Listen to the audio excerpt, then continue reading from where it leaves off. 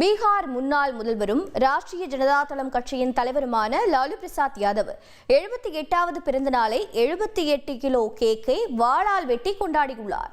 கூடுதல் தகவல்களை செய்தியாளர் ரமேஷ்குமார் வழங்க கேட்கலாம். ரமேஷ்குமார் வணக்கம். இந்த பிறந்தநாள் தொடர்பான மேலும் தகவல்கள் என்னென்ன?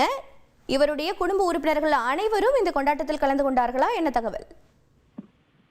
பீகார் முன்னாள் முதல்வரும் ராஷ்டிரிய ஜனதா தளம் கட்சியின் தலைவருமான லாலு பிரசாத் யாதவ் இன்று தன்னுடைய 78வது பிறந்த நாளை கொண்டாடுகிறார். அவருக்கு தமிழக முதல்வர் ஸ்டாலின், மக்களவை எதிர்க்கட்சித் தலைவர் ராகுல் காந்தி உள்ளிட்ட பல்வேறு அரசியல் கட்சிகளின் தலைவர்களும் தொடர்ந்து காலை முதலே வாழ்த்துகள் தெரிவித்து வருகின்றனர். இந்த நிலையில் அவரது கட்சியை சார்ந்த ஏராளமான தொண்டர்கள் மற்றும் நிர்வாகிகளும் அவரது வீட்டில் குழுமியிருந்து அவருக்கு பிறந்த நாள் வாழ்த்து தெரிவித்து அவரிடம் ஆசியை தொடர்ச்சியாக பெற்று வருகின்றனர்.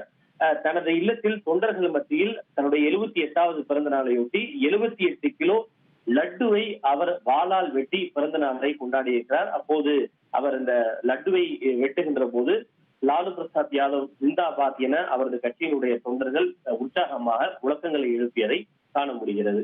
தகவல்களுக்கு நன்றி ரமேஷ்குமார்.